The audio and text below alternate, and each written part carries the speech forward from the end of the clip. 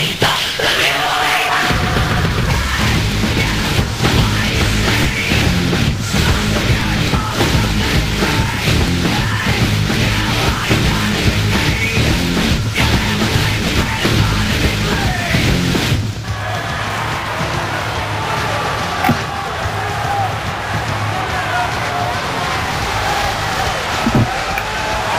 and gentlemen, we are live from Barcelona, Spain. It is me, Garrett Kingston, voted Commentator of the Year by Something Awful. This is my first show since that award, so I'd just like to wish everybody a happy new year, and thanks to everybody for coming out tonight for Wrestling Heaven SmackDown. Got a great show for you guys tonight. First up, the Champion versus Champion. You got Kaval, the new Cruiserweight Champion, versus John Morrison, the new Intercontinental Champion. These two are both high flyers, and they plan to tear down the house in the opening contest tonight. We got CM Punk versus Batista. CM Punk won the number one contendership. At our last show, Havoc in a Cell, Batista unsuccessful in his championship contest. We got Triple H and Goldberg. Now, Triple H and Goldberg, we've seen these two butt heads many a time, but Triple H is really the only man that can take Goldberg and put him in his place. And as I spoke of CM Punk earlier, here he comes, the best in the world, the self-proclaimed voice of the voiceless, is here to give us a little insight. Now, CM Punk, by far, one of the best talents and the hottest commodities we have here on Wrestling Heaven SmackDown. CM Punk beat The Rock last night. He's had an impressive season thus far in our first season of Wrestling Heaven.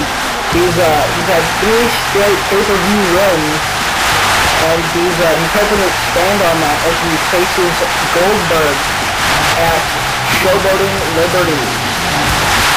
Goldberg possesses the overbearing side advantage on Punk.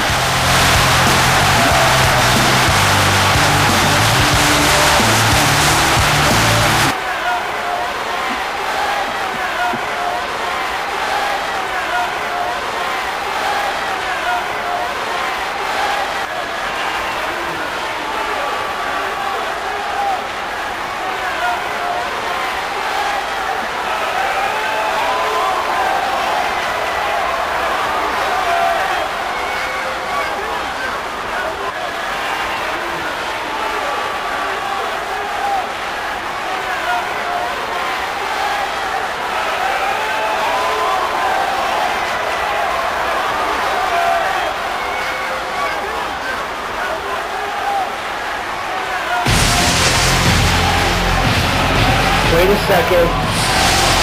Our World Heavyweight Champion, Goldberg, making his way to the ring. Goldberg has very little respect for Punk and very little respect for our fans. Something he has very little respect for the belt around his waist.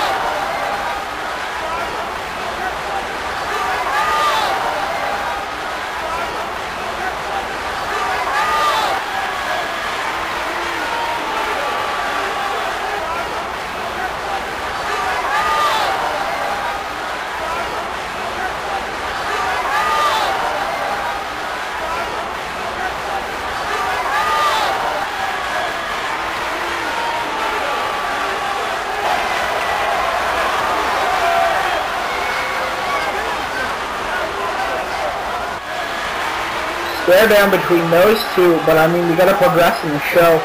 you'll notice that CM Punk referred to Goldberg as Bill, dropping one of as many pipe bombs as you'd say. I mean, a heated exchange between the two, and who you favor in this upcoming contest, the Showboating Liberties, is up to you. I mean, it could go either way. I mean, we've seen Punk dismantle bigger guys before. But all that aside, Mr. Alberto Del Rio is making his way out here. I can only assume to watch our opening contest. Alberto Del Rio didn't have a very good night the other night at Havoc In A Cell, as he lost the Intercontinental Championship to John Morrison, who will be competing tonight. Alberto still has that swagger that he possesses, that pure egotism on display that he always has, to lose the Wrestling Heaven Championship and not be phased by it, still be as cocky as he ever was. Alberto is here to, he's coming over the commentary, I see. Good to see Alberto. I mean, obviously, you're here to watch the match more so than to talk to me.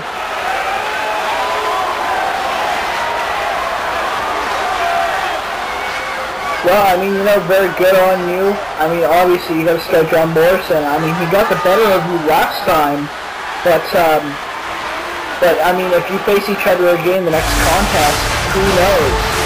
Maybe if you keep watching his matches, he'll come out on top.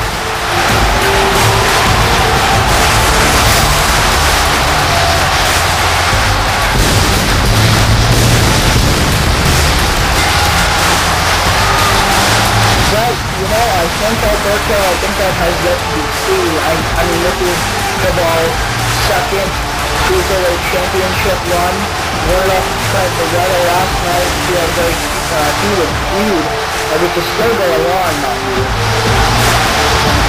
Kaval, much like good time in Mexico, has had some incredible matches and won many a championship in Japan.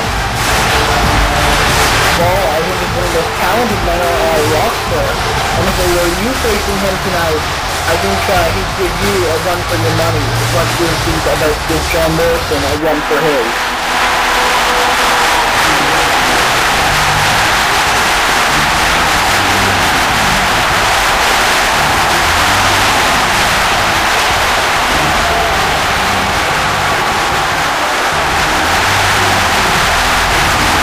Well, I mean, I can't really comment on that. I don't know if that's actually the case, because I mean, John Morrison is an extremely talented individual, and while you may not think he beat me cleanly, let's face it, he put up a hell of a fight, and I think if you two were to go out of the game, he'd bring you to your limit. I don't know if he'd come out on top again. That has yet to be seen.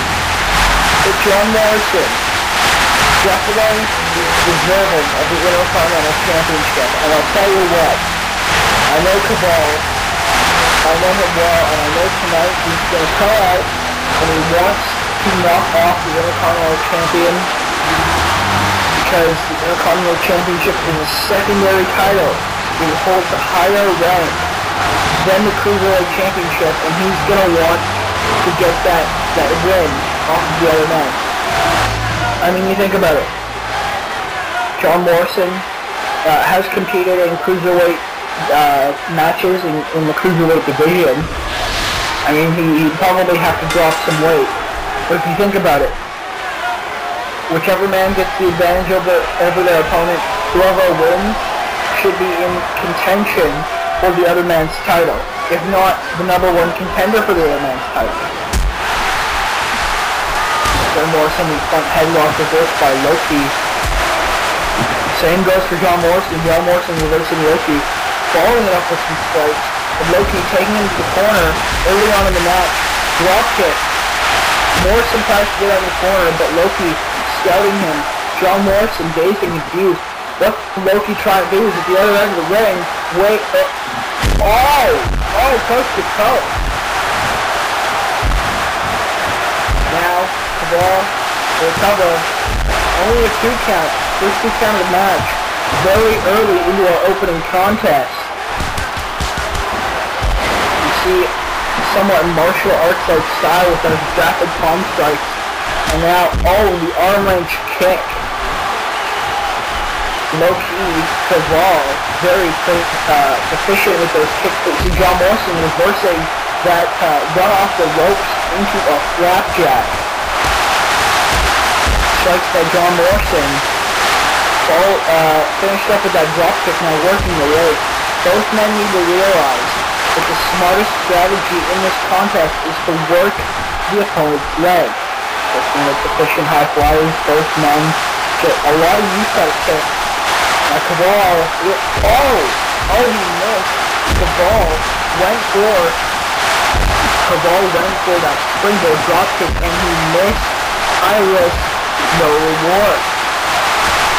Kaval takes Morrison to the outside. Morrison with a reversal. Morrison, is he going to go up and over? Yes, he does, and he connects with the drop kick.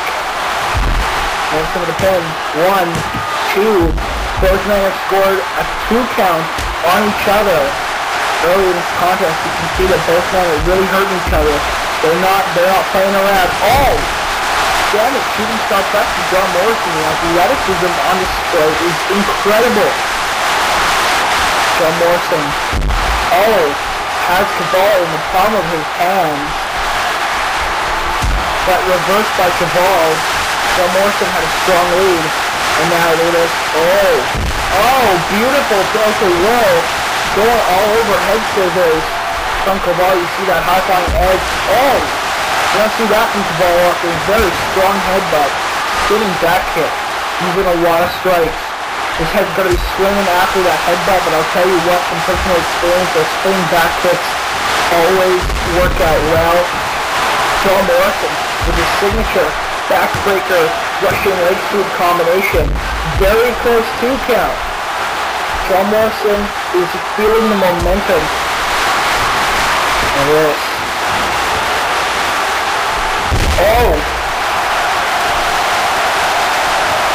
Another tilt-a-whirl head scissors. From Kaval, all up with just a straight boot to the face, and now pinfall. 1. No, only a 1 count. Reversal by John Morrison. You see the momentum on display. Another head scissors from Loki. He's using that proficiently. He has not messed up on it once. John Morrison has not been able to reverse it once. Loki is absolutely 2 count.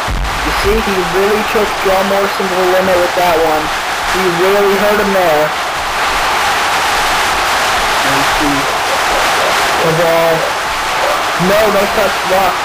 John Morrison the headlock, and now Irish whip taking him back. Tilt-a-whirl backbreaker.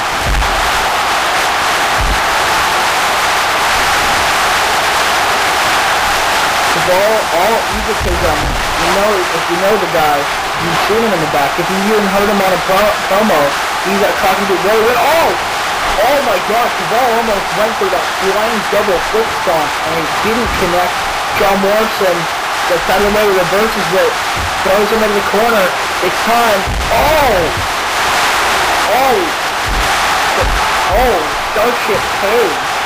2, 3, and that's it.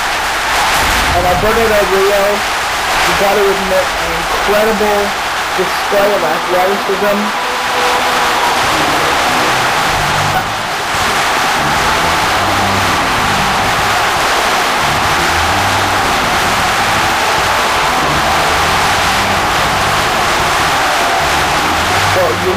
I honestly think he had a great contest here, and I think this puts John Morrison in top contendership for the Cruiserweight Championship. I was going to ask you, do you think, you're not impressed at all with the athleticism that both these men put into their contest?